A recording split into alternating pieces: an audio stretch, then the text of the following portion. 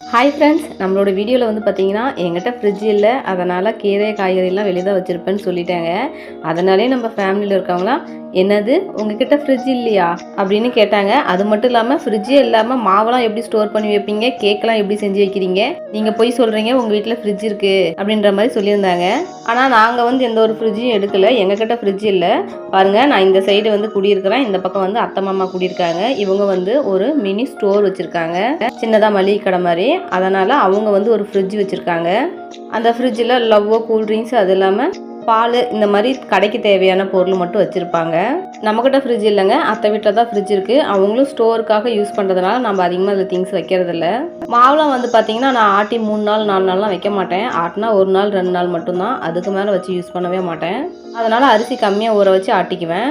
Cake ஐஸ்கிரீம்லாம் பார்த்திங்கன்னா இந்த ஃப்ரிட்ஜில் தான் கொண்டு போய் வைப்பேன். நம்ம தேவைக்கு ஒரு ஃப்ரிட்ஜ் வாங்கலாம், ஆனால் கரண்ட் பில் ரொம்ப அதிகமாகிடும்.